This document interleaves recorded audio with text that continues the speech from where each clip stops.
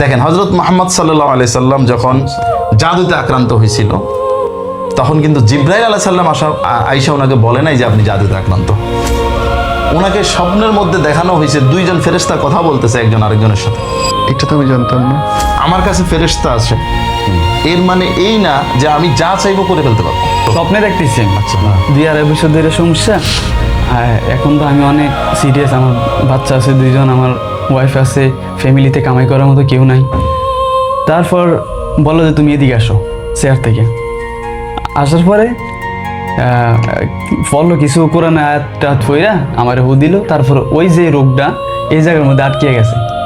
তারপর হুজুরে এমনি কি সূরা কোরআন শরীফ থেকে কিছু পইরা ওই জায়গার মধ্যে টান দিয়ে মিলাইছে। আমি অনেক শান্তি, মানে আমি পুরোপুরি সুস্থ এরকম অবস্থায়। সকালে ঘুমের থেকে উঠে তো আমি খুঁজতেছি পাগলের মতন পুরো কুমিল্লা। 2 মাস পরে আমার বোনের হাজব্যান্ড সই দিতে থাকে, বলতেছে কয় আমি তো আর যে নীরব ভাইয়ের গুরু ফেসে একটা ভিডিও দেখছি, তোমাকে শেষ দিতেছি, দেখো এটা তো তোমার ভাইয়ের নিয়ে কি করা যায়। তারপর ভিডিওটা ফাড়ানোর সাথে সাথে আমি চিনে ফেলছি, আমি তো এই দেখছি। বাচ্চা হয় না এটার জন্য জিনকে দায়ী বাচ্চা হয় না আমি বলে ওরা বন্ধ করে রাখে, আপনার বীর্যটাকে ওখানে পৌঁছাইতে দেয় না। লাস্টে ডাক্তাররা থেকে ক্যান্সারের কথা বলছে। হ্যাঁ, ওর কাছ থেকে শুনে কি বলছিল? ক্যান্সার? হ্যাঁ, আমি ক্যান্সারের ওষুধ পর্যন্ত আমাকে দিছি। আচ্ছা, কারণ কি তো ভয়ঙ্কর কাণ্ড। দিছে ওষুধ খাইছি। আর আমার বর্তমানে সত্যি কথা বলতে আমার যে বাসার মধ্যে এখন আমার ব্রেইনের মাথা ঠান্ডা থেকে শুরু করে ক্যান্সার থেকে শুরু করে এমন কোনো ওষুধ নাই, আমার বস্তা নাই আমার কাছে। এখন ওষুধের বস্তা আছে আমার কাছে, এমন কোনো ওষুধ নাই। লিডার থেকে শুরু আমি করে আমি একটু বলি, আমি মানুষকে চাই যে মানুষ এই ওষুধ থেকে বের আসুক। আসলে মানুষকে আমি কিভাবে বোঝাবো আমি জানি না। মানুষ অধিকাংশ রোগ ঝাড়ফুঁকে আপনারা নিজের ঘরেই সুস্থ হওয়া সম্ভব। মোহাম্মদ সাইদুল্লাহকে ফোনে পাওয়া যায় না, বিরাট অভিযোগ। আমার ইনবক্সে প্রতিদিন অন্তত 1000 খানেক মেসেজ থাকে, ভাইকে পাওয়া যায় না, ভাইকে পাওয়া যায় না। জি, এটার জবাব হচ্ছে এটাই, আসলে আমি একা এবং একাই একটা প্রতিষ্ঠান। মাশাআল্লাহ, ঠিক আছে, তো এখানে শুধু ফোন রিসিভ করার জন্য 6 জন লোক কাজ করে এবং আমি তো আসলে আল্লাহর রহমত। আল্লাহর রহমতে এটা। এবং মানুষ আসলে সবাই অসুস্থ, সবাই অসুস্থ। মানুষের অনেক চাহিদা আছে, সঠিক ট্রিটমেন্ট পাচ্ছে না। সঠিক। সেক্ষেত্রে আমার এখানে আপনি 4 জন লোক ফোন রিসিভ করেও মানে কন্ট্রোল হচ্ছে না। এবং এটা সম্ভবও না। আমার এর চেয়ে বেশি আমি প্রেশার নেওয়া, রুগী দেখা, আমি তো রুগী সুস্থ করতে হবে। রুগীকে আমি 3 মাসের সময় দিই। আচ্ছা, বেশিরভাগ হুজুররা আপনার দেখবেন একদিনের ট্রিটমেন্টের উপরে চলে সবকিছু। একদিন ট্রিটমেন্ট দিয়ে দিছে, এরপরে রুগী সুস্থ হইলে হয়েছে, না হলে নাই। আচ্ছা। কিন্তু আমার কিন্তু প্রত্যেকটা রুগীকে আমি সর্বনিম্ন কোর্স 3 মাসের। তা আমি একটা রুগীকে 5 বার দেখি। হ্যাঁ, আমার ট্রিটমেন্টের বিষয়গুলো এভাবে আমি আগে কখনো বলি নাই মানুষকে, হয়তো মানুষ তো আমি একটা রুগীকে 5 বার দেখতে আমার সময় দিতে হবে। সঠিক। তো সেক্ষেত্রে আমি আসলে সারা জীবনে আমি হিসাব করে দেখছি 50,000 বেশি রুগী দেখতে পারবো না। কিন্তু আমার 1 মাসেই টার্গেট আছে 50,000 রুগীর হচ্ছে ফোন।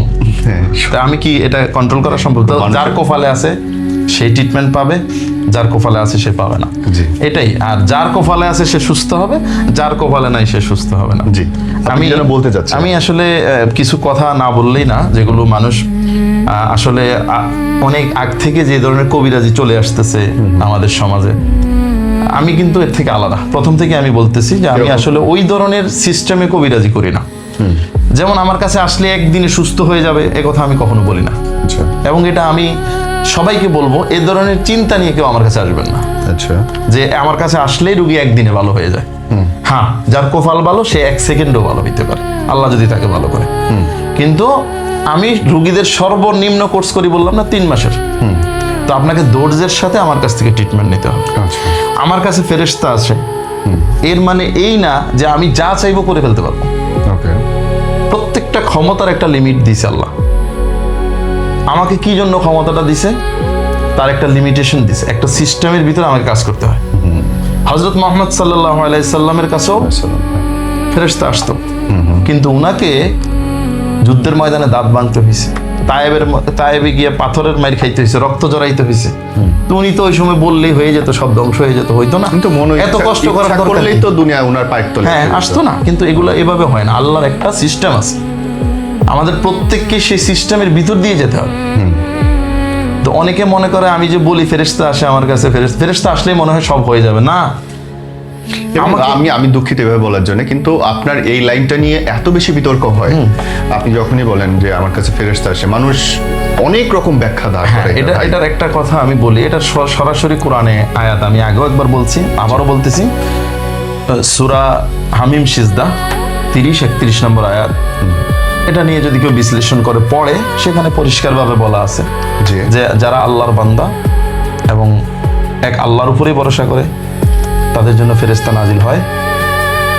ফেরেশতা নাজিল হয় এবং ফেরেশতারা তাদের সাথে দুনিয়াতে এবং আখিরাতে বন্ধুর মতো থাকে। আমি আরেকটা কথা বলে রাখি, আমি কোনো হাফেজ না, আচ্ছা, আমি একজন সাধারণ মানুষ। ওকে, ঠিক আছে, আমি এই ট্রিটমেন্টের জগতে আসাটাও অলৌকিক। কিরকম? আমার সাথে যা ঘটতেছে সবই অলৌকিক এবং এখানে আসাটাও অলৌকিক। সেগুলো আমি ভবিষ্যতে বলবো, আমি আমার পরিচয় এখন দিচ্ছি না। আচ্ছা, ওকে, আমি খুবই সাধারণ মানুষ, এটুকুই জেনে রাখেন আপনারা। ওকে, কারণ আমি কখনোই কাউকে বলি না আমি মাওলানা, আলেম, ওলামা, ওই রকম না, আমি হাফেজও না। ঠিক আছে, আমি খুব সাধারণ মানুষ, বাস্তবে আমি সাধারণ মানুষ। ওকে, কিন্তু আমার হাতে শত শত রুগী ট্রিটমেন্ট নিচ্ছে, সুস্থ হচ্ছে, এটা আল্লাহর ইচ্ছা। আচ্ছা, এবং ফেরেশতাদের সাথে আমার যোগাযোগের বিষয়টাও অলৌকিক। তো এটা আমি ওই কোরআনের আয়াতটাকে বিশ্বাস করি বলে হয়তো আজকে আমি এখানে আসতে পারছি। ওকে, কারণ আমরা সবাই জানি শয়তান আছে, এবং আল্লাহ বলছে যে শয়তান মানুষের প্রকাশ্য দুশমন। সঠিক। কিন্তু আমরা কি কখনো এই শয়তানের বিরুদ্ধে কোনো ব্যবস্থা নিছি? কেউ নিছি? যে সে তো আমার দুশমন, সে আমার ক্ষতি করতেছে, তাকে আমার কি করতে হবে? আমরা কি চিন্তা করছি? অনেক মানুষ আমাকে প্রশ্ন করে যে আমি যখন রোগের কথা বলে, যেমন এই যে একজন রোগী আছে আমাদের সাথে, ওর কথা তো আজকে সবাই শুনবে ইনশাল্লাহ। তো রুগীরা কি করে যে আমার তো পেটে ব্যথা হয়েছে, এটা জিনের কারণে হয়েছে, আমি কিভাবে বুঝবো? আসলে এটা তো বোঝার বিষয়, এটা বিশ্বাস করার বিষয়। শয়তান আপনাকে ক্ষতি করতেছে, আপনি কি কখনো ফিল করছেন? বিশ্বাস করি। বিশ্বাস করতে হবে। শয়তান আপনার শরীরে ঢুকতেছে, আপনার ব্রেইন কন্ট্রোল করতেছে, আপনি কি কখনো ফিল করছেন শয়তান আপনার বডিতে আছে? আমি তো বিশ্বাস করি। বিশ্বাস করতে হবে, এটাই হচ্ছে আসল বিষয়। ওকে, এই যে আপনার পেটে ব্যথা করছে, আমি বলছি জিনের সমস্যা, এটা আপনাকে বিশ্বাস করতে হবে। কারণ এই ক্ষমতাটা আল্লাহ আমাকে দিছে। ঠিক আছে, আল্লাহ আমাকে দিছে, যে কারণে আমি বিজ্ঞানকে চ্যালেঞ্জ করে, বর্তমান পুরা চিকিৎসা ব্যবস্থাকে চ্যালেঞ্জ করে রুগীদেরকে বলতে হয় কথা যে আপনার এটা মেডিকেল প্রবলেম না, এটা জিনের সমস্যা। এবং সেটা ক্যান্সারের রুগী হইল, আপনি চিন্তা করেন কতটা রিস্ক নিয়ে কথাটা বলতে হয়। হ্যাঁ, কারণ যে কারো ক্ষতি হলে দায়িত্ব আপনি হ্যাঁ, নেবেন। এবং আমাকে বলবে যে আপনি তো বলছেন। হ্যাঁ, যদিও হায়াত মত আল্লাহর হাতে, কিন্তু রোগটা যে জিনে দিচ্ছে সেটা দেখাচ্ছে আল্লাহ আমাকে। ওকে, তো আমি সেটা বলতে হবে আপনাদেরকে। এভাবেই আসলে। আর আরেকটা বিষয় হচ্ছে, এই বিশ্বাসের দুর্বলতা নিয়ে কেউ আসবেন না আমার কাছে। সেটা কিরকম? সেটা যেমন আপনি বিশ্বাস করেন না যে ফেরেশতা আছে, জিন আছে, পরকাল আছে। ঠিক আছে, যদি আপনি এগুলো বিশ্বাস করেন, তখনই আপনি বুঝবেন যে না, জিন শয়তান মানুষের ক্ষতি করতে পারে। বিশ্বাস না করলে তো সে ধর্মীয় লাইনে ধর্মীয় লাইনেই নেই অধিকাংশ মানুষ, তাই এরপরও তো অধিকাংশ মানুষ জিনে সমস্যা করতে পারে এটা বিশ্বাস করে না। যেই জিন সুলাইমান আলাইহিসসালামকে বিল্ডিং বানাই দিছে, সমুদ্রের নিচের থেকে পাথর উঠে আয় না, আপনি তাকে কি ভাবেন? তাকে এত নর্মাল ভাবে চিন্তা করেন কেন আপনি? ইভেন কাবা শরীফটাও তো জিনদের দ্বারাই তৈরি না, বাইতুল মুকাররম। বাইতুল মুকাররম, জি। তা আপনি তাকে এত ছোট ভাবেন কেন? সে আপনার ক্ষতি করতে পারে না, এটা চিন্তা করেন কেন? জিনিসটা তো চিন্তা করিনি। মানে যাদের এত ক্ষমতা, সমুদ্রের নিচে গিয়ে পাথর, ওই পাথর যেই পাথর আজও বিজ্ঞানীরা উঠাইতে পারেন। আপনি জানেন ওই সময় কি প্রযুক্তিতে তারা কাজ করছে? কোরআনেই তো বলছে যে রানী বিলকিস পা দিবে, মনে করছে যে এখানে পানি, কিন্তু কোরআন বলতেছে যে সুলাইমান আলাইহিস সালাম বলতেছে এটা পানি না, এটা হচ্ছে টাইলস। ওই সময় টাইলস এমন স্বচ্ছ যেটাতে পানির মতো ভয়, মানে পা কাপড় উঠায় ফেলছে, পানি লাগবে বলে পায়। চিন্তা করেন ওই প্রযুক্তি 4000 বছর আগে। এই প্রযুক্তি কে দিছে? জিনেরা। আমি যে বলি জিনেরা প্রযুক্তি ইউজ করে, হ্যাঁ, আপনি মিলান, কোরআনের সাথে মিলান কথাগুলো। ওকে, ওদের পাওয়ার আছে, ওদের ক্ষমতা আছে, ওদেরকে আমাদের মতো করে চিন্তা করতে হবে। ঠিক আছে, এই হলো একটা বিষয়। আরেকটা হচ্ছে, আমি শুধু আপস বিচ্ছেদ নিয়ে কাজ করি না, এবং আমার কাছে এগুলো নিয়ে কেউ আসার চেষ্টাও করবেন না। আসলে আমি এগুলো নিয়ে কাজই করি। আচ্ছা, তাহলে কি নিয়ে করেন? আমার মূল কাজ হচ্ছে মানুষের সমস্ত রোগ নিয়ে ট্রিটমেন্ট দেওয়া। সেটা হতে পারে স্বামী স্ত্রীতে ঝগড়া চলতেছে, এটাকে আমি একটা মানসিক রোগ বলবো, যেটা জিনের কারণে হয়। আচ্ছা, ঠিক আছে, তো সেখানে যদি স্বামী স্ত্রীকে সুস্থ করতে হয়, দুজনকে ট্রিটমেন্ট নিতে হবে। ওকে, মানে এক পক্ষে আসলে হবে না। হ্যাঁ, না, আমার সামনে আসতে হবে। ভিডিও কলে অথবা সরাসরি। আপনি যদি সুস্থ জীবন যাপন করতে চান আমার সামনে আসতে হবে, তখন আমরা ট্রিটমেন্ট দেবো। একজন এসে বললো ঠিক হ্যাঁ না, করতে আমার হবে। স্বামীকে ঠিক করে দেন, আমার সাথে আপোষ করে দেন, ওগুলো আমি করি না। আচ্ছা, 2 এটা হচ্ছে, এটা হয়ও না সাধারণ ক্ষেত্রে, খুব কমই হয়। আর আরেকটা হচ্ছে আপনার শরীরের কি রোগ আছে না আছে, সমস্ত রোগ নিয়ে আমি চিকিৎসা বিজ্ঞানী যে বললাম বেশ চ্যালেঞ্জ করে কাজ করতে হয় আমার। আর আমার কাজই হচ্ছে এটা। এবং আমার সাথে যে ফেরেশতাগণদের সাথে যোগাযোগ, যারা আমাকে এগুলো বলে, হ্যাঁ, যেমন এই ছেলেটার কথা একটু বলি আমি। ওর রোগ কোনো ডাক্তার খুঁজে পায় নাই, কোনো কবিরাজ খুঁজে পায় নাই। মালয়েশিয়ায় ছিল। মালয়েশিয়াতে ছিল। ওখানে সব ডাক্তার দেখে, সে বললো না সিঙ্গাপুরের ডাক্তার, তারপরে চায়না ডাক্তার, সবাইকে দেখাইছে, কোনো রোগ খুঁজে পায় না, কিন্তু সে তো অসুস্থ। আমরা কি ওর গল্পগুলো শুনবো এখন? আমরা ওর গল্পটা এখন শুনতে পারি ইনশাল্লাহ। হ্যাঁ, বাবা কি নাম? মাহিরুল ইসলাম নাদিম। নাদিম, মালয়েশিয়া ছিলেন আপনি, কি হয়েছিল বলেন তো? মালয়েশিয়াতে প্রথম আমি ভালোই ছিলাম, 5 বছর 6 বছর টানা অনেক জার্নি করছি।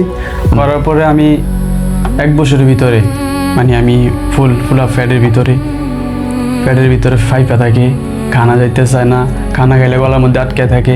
জি। তারপর এই পিছন দিয়ে মাথার এই জায়গার মধ্যে অল টাইম বার হয়ে থাকি। আমার মনে হইতো যে মানে আমি কোনো একটা জটিল রোগে ভুগতেছি, আমার থেকে মনে হইতো। কিন্তু আমি প্রথমত আমি কোম্পানি থেকে রিসিপ্ট নিয়ে আমি যাইলাম সিঙ্গাপুরের এক ডাক্তারের কাছে, ফার্স্ট অফ অল সরকারি হসপিটালে মালয়েশিয়া। তারপর যাওয়ার পরে আমার পরীক্ষা দিছে, আপনার রক্ত পরীক্ষা দিছে, ফর্সা পরীক্ষা দিছে, আপনার বুক এক্সি দিছে, আলতা দিছে পেটের, কোনো কিছুতে ধরা খায় না, কোনো ওষুধ দেখে না। তারপর গ্যাসের কিছু ওষুধ দেয় কিন্তু কাজ হয় না। তারপর আস্তে আস্তে টেনশনে পড়ে গেলাম। তারপর চায়না ডাক্তারের কাছে গেলাম, বিভিন্ন প্রায় 6-7টা ডাক্তারের কাছে মালয়েশিয়াতে আমার যাওয়া হয়ে গেছে অলরেডি। যাওয়ার পরে কোনো ডাক্তারে বসার কাছে বলে না যে ওর তো কোনো রোগ নাই, সবাই বলতেছে কোনো রোগ নাই। তারপর আমি ওই দিক দিয়ে খাওয়ার পর থেকে আমি পাগল হয়ে যেতেছি যে আমি কি মালয়েশিয়া করতে পারবো কিনা, কিন্তু কেউ বুঝতে চাইতেছে না যে আমার জানি আমি নিজে একটা অসুস্থ রোগী, কেউ বুঝতে চাইতেছে না মালয়েশিয়াতে। তারপর আমি বাংলাদেশে ব্যাক করছি। বাংলাদেশে ব্যাক করার পরে আমি 3 মাসের ছুটিতে আসছিলাম। আসার পরে প্রথমত আমি আমাদের কুমিল্লাতেই টাওয়ার হসপিটালে যাই, আব্দুর রব সরকারে গেছে। যাওয়ার পরে উনি আমাকে গ্যাস্ট্রিকের কিছু ওষুধ দিছে, বলতেছে তোমার কোনো রোগ নাই, তুমি গ্যাস্ট্রিক ওষুধ খাও আর এমনিতে তুমি একটা সিরাপ খাও, তারপর চলে যাবে। তারপর চলে আসলাম। আসার পরে আবার গুরুত্ব খাওয়া খাই, এখন আরও বেশি বমি হয়ে যায়। এই যে খাওয়ার পরে এই জায়গার মধ্যে আটকে যায়, তারপর বমি হয়ে যায়, তারপর আমার ফ্যামিলি তো সিরিয়াস, কারণ আমি বিয়ে করছি, আমার বাচ্চা 2টা আছে, আবার আমি অনেক টেনশনের মধ্যে, কী হয়েছে না হয়েছে। তারপর কুমিল্লাতে প্রায় আমি টানা 3 মাস 4 মাস হসপিটালে দৌড়াদৌড়ি, একদিন পর পর। তারপর কেউ বলতেছে কোনো হুজুরের কাছে যাও, কোনো কবিরাজের কাছে যাও, গেছি অনেকগুলা। প্রায় আমার মোবাইলের ভিতরে 30টা থেকে 35টা কবিরাজের নাম্বার আছে, এবং কি ডাক্তারের নাম্বার আমার কাছে আছে। কিন্তু কোনো কবিরাজে বলতেছে নষ্ট করছে, এটা করছে, ওইটা করছে, কিন্তু যাই কোনো কাজ হয় না। সকালে যাই, বিকেলে আবার যাই। সেই ঘরের সামনে ফুটে থাকতাম, ওয়াশরুমের সামনে আমি ফুটে থাকতাম, শুইতে পারতাম না, এরকম অবস্থা ছিল আমার। বমি করতে হতে বমিটা এত বেশি হইতো, এত বমিটা এর জন্য সে মানে বিজনেস হইতে পারত। মিডাই পানি বাদ দিয়ে গুইলা আমি তারপর খাওয়া হইতাম, তারপর ওই জায়গা থেকে যাইতাম, এত বুকে আটকে যেত। তারপর আমি একদিন মানে যে কবিরাজের কাছে লাস্ট আমি চিকিৎসা করতেছি, এবং কি ডাক্তার দেখাইতেছি হমানে 2টা, সবাই বলছে 2টা হমানে দেখাও, তোমার হয়তো ভালো হয়ে যেতে পারে। কিন্তু যেটা কবিরাজের কাছে দেখাইতেছি, দেখানো মাঝখান দিয়ে আমি হঠাৎ করে আমি একজনকে স্বপ্ন দেখছি। স্বপ্নে দেখছেন? হ্যাঁ। আচ্ছা, কিন্তু আমি কোনোদিন দেখিনি, তাকে দেখেননি আপনি কোনোদিন? না, কোনোদিন দেখিনি। আচ্ছা। তারপর যে কবিরাজটা হেয়ার কাছে আমি শেয়ার করলাম পার্সোনালি, এরকম রাত্রে তো আমি এরকম একটা হুজুরকে মানে হয়তো বড় হইতে পারে হুজুর, কিন্তু এরকম হুজুর তো কখনো আমি দেশে বা বাইরের রাষ্ট্রে আমি কোনো সময় দেখি নাই। তার এ বলতে আছে যে এটা তো আমার হুজুর, হয়তো এই সেই বুঝাইতেছে, কিন্তু আমার মন মানতেছে না। আমি মানে বিশ্বাস আমার ব্রেনের মধ্যে, আমি দেখবো আমার মানে দেখা হবে। হ্যাঁ, কাকে স্বপ্ন দেখলাম আমি কিন্তু খুঁজতেছি। আর স্বপ্ন দেখা হলো, আমি দেখার পরে আমাকে ডাক দিয়ে আনলো হুজুরে, আনার পরে আমি গেলাম। তারপর কয় তোমার তো অনেক সমস্যা, আমি যে হুজুরকে স্বপ্ন দেখছি। তারপর আমি কই হ্যাঁ হুজুর, আমি ব্যাঙ্গে ছিল সব বলছি, এরকম আমার অনেক স্বপ্নে দেখতেছি আমি। আচ্ছা। 2-2.5 বছর ধরে সমস্যা, এখন তো আমি অনেক সিরিয়াস, আমার বাচ্চা আছে 2জন, আমার ওয়াইফ আছে, ফ্যামিলিতে কামাই করার মতো কেউ নাই। তারপর বললো যে তুমি এদিকে আসো চেয়ার থেকে। আসার পরে বললো কিছু কোরআন আয়াত টায়াত পইরা আমার হু দিল। তারপর ওই যে রোগটা এই জায়গার মধ্যে আটকে গেছে। তারপর হুজুরে এমনি কি সূরা কোরআন শরীফ থেকে কিছু পইরা ওই জায়গার মধ্যে টান দিয়ে মিলাইছে। আমি অনেক শান্তি, মানে আমি পুরোপুরি সুস্থ এরকম অবস্থায়। সকালে ঘুমের থেকে উঠে আমি খুঁজতেছি পাগলের মতন পুরা কুমিল্লাতে গ্রামে আমি খুঁজতেছি, আমি কেউ এরকম পাইনি। তারপর 2 মাস পরে এখনও অসুস্থ, আমি ইবনে সিনায় ভর্তি ছিলাম, ঢাকাতে নিয়ে আসছিল। ইবনে সিনা নওগাঁ নিয়েছিল, আবার নওগাঁতেও গেছি, ইবনে সিনাও গেছি, কিন্তু কাজ হইতেছে না। ইবনে সিনা তো আমার একই অবস্থা। তারপর 2 মাস পরে আমার বোনের হাজব্যান্ড সৌদিতে থাকে, বলতেছে কয় আমি তো আর যে নীরব ভাইয়ের গুরু ফেসে একটা ভিডিও দেখছি, তোমাকে শেষ দিতেছি, দেখো এটা তো তোমার ভাই নিয়ে কি করা যায়। তারপর ভিডিওটা ফাড়ানোর সাথে সাথে আমি চিনে ফেলছি, আমি কোথায়, আমি তো এরই দেখছি।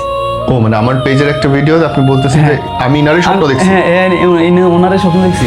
আরে তারপর অনেকভাবে 4-5টা মোবাইল হুজুর নাম্বার সেট করে লেছি, মানে একটা না ধরলে আরেকটা না ধরলে আরেকটা, পুরো ফাগলের মতন হয়ে গেছি, কি বলবো। তারপর আমার দুলাভাই বলতেছে তুমি নিয়ে যাও। তারপর হুজুরে কল দিলাম, বলতেছে হুজুর হ্যাঁ এরকম বহুত সমস্যা। হুজুর কল ধরছে আবার, এরকম সমস্যা বেশি সিরিয়াস। হাসিটা দেখছিলাম না ফোনে আমরা। হ্যাঁ, ওটা বলো। ও মানে আপনি কারে দেখলেন তাইলে স্বপ্নে? মানে সাইদুল্লাহ ভাই? হ্যাঁ,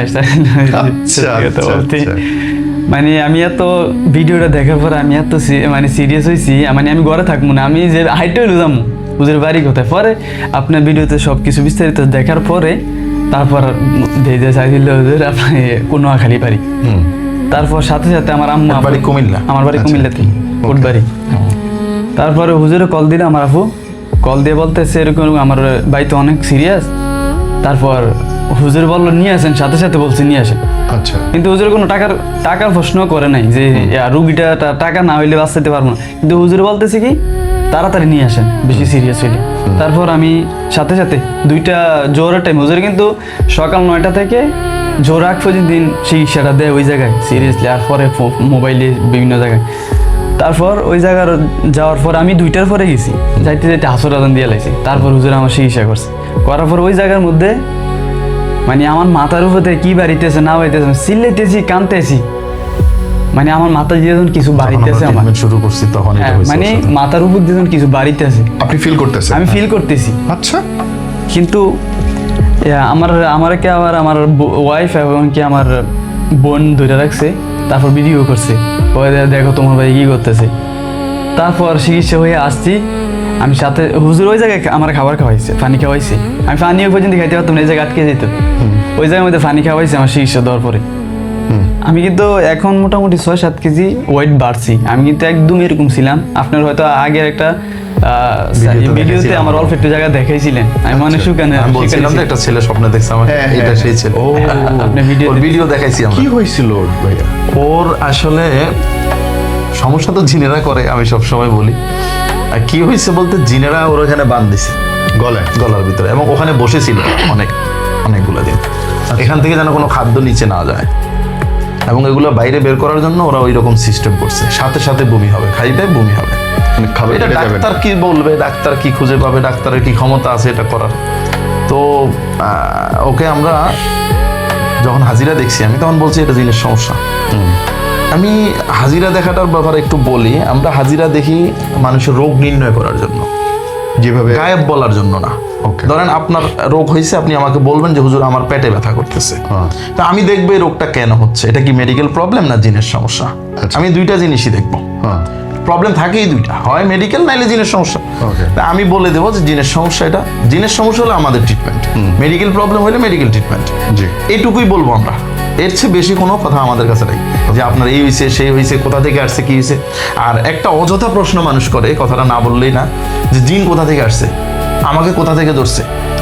আরে বাবা, জিন তো সব জায়গায় আছে, সে টয়লেটে আছে, সে আপনার বাজারে আছে, সে আপনার ঘরে আছে, এখন এখানেও আছে। এটা তাকে কি আমরা আটকাইতে পারবো না?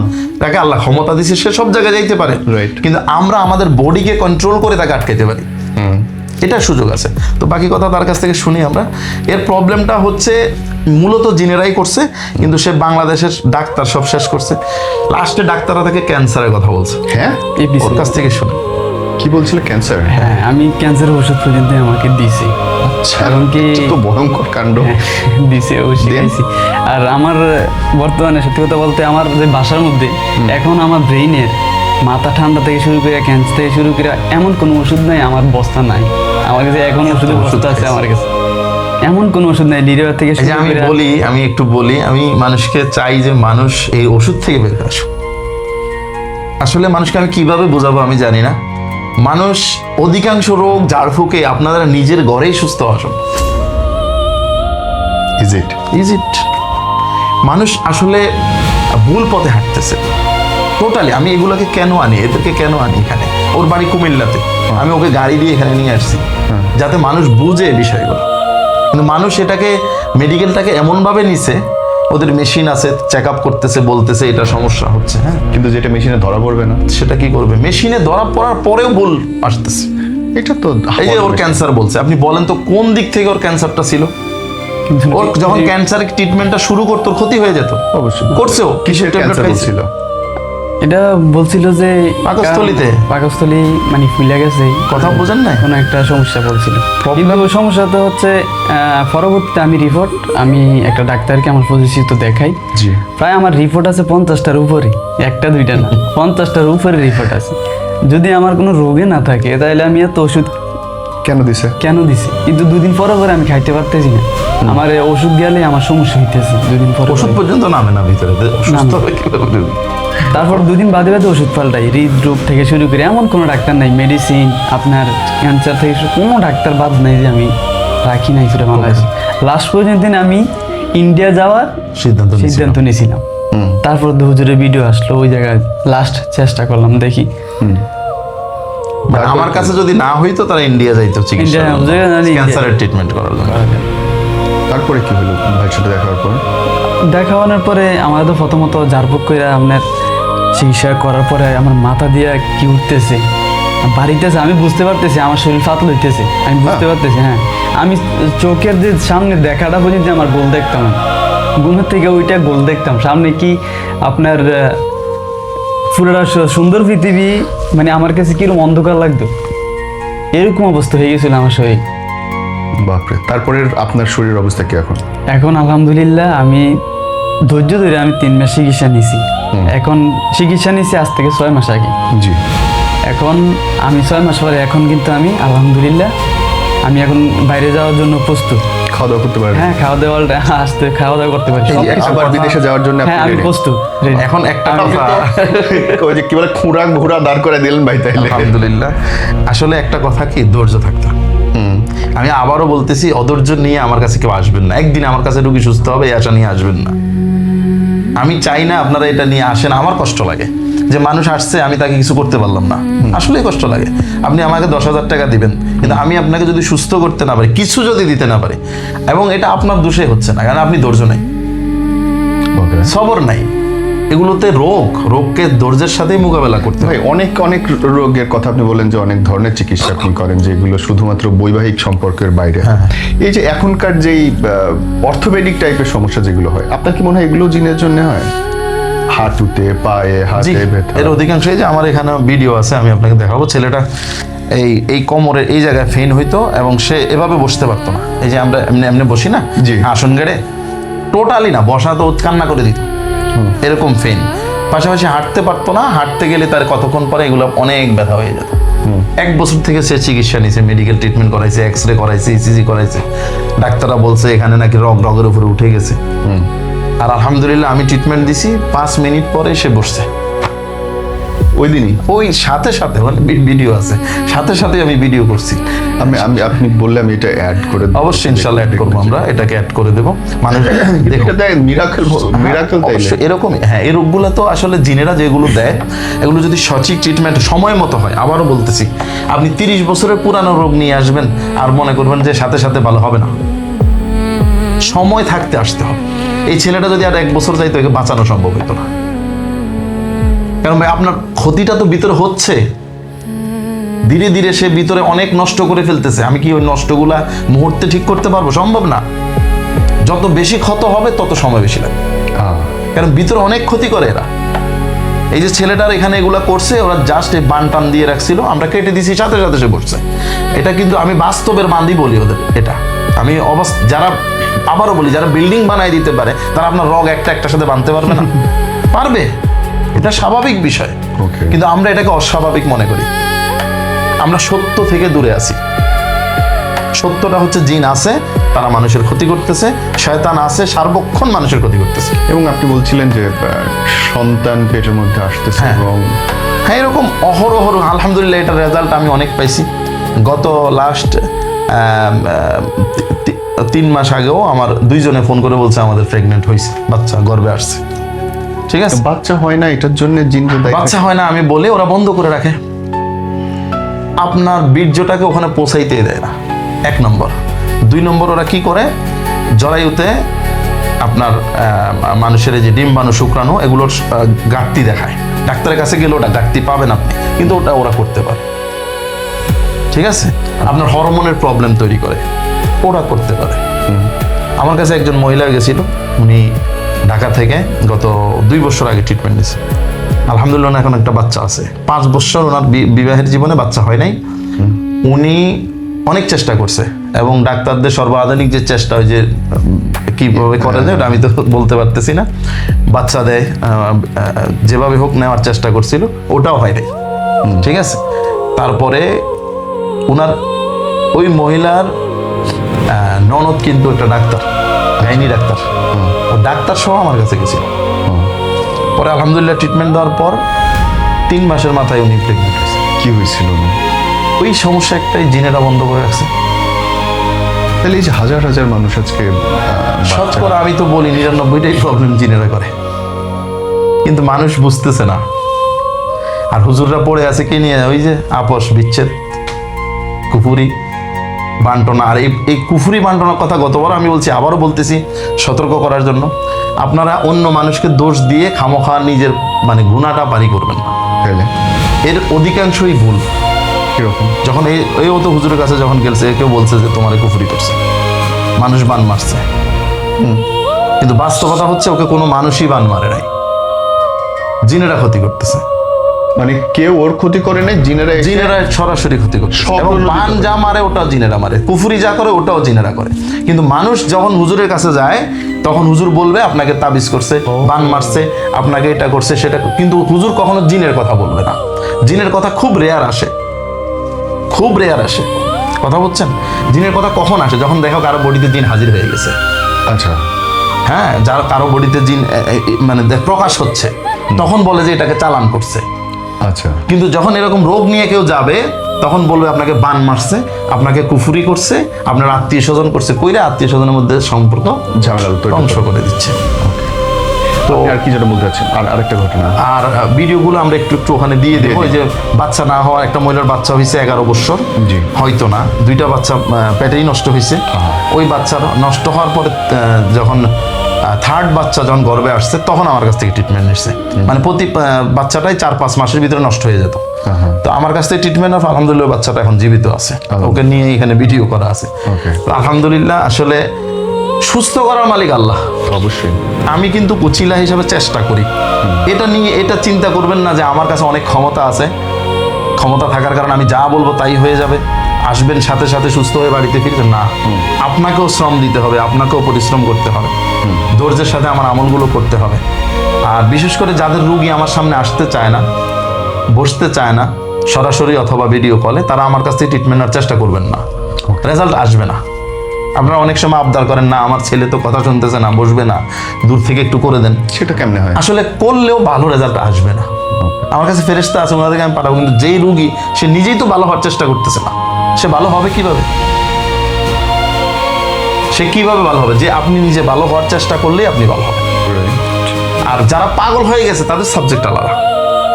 যারা পাগল হয় তাদের কিন্তু আমার সামনে আনা যায়, জোর করে হলো আনা যায়। কিন্তু একটা মানুষ, এক শ্রেণীর মানুষ আছে, এটা পাগলও না আবার ভালোও না, এদেরকে নিয়ে বিপদ। এদেরকে দেখলে মনে হয় সুস্থ, কিন্তু বাস্তবে সে পাগল। একটু সুন্দর কথা বলছেন।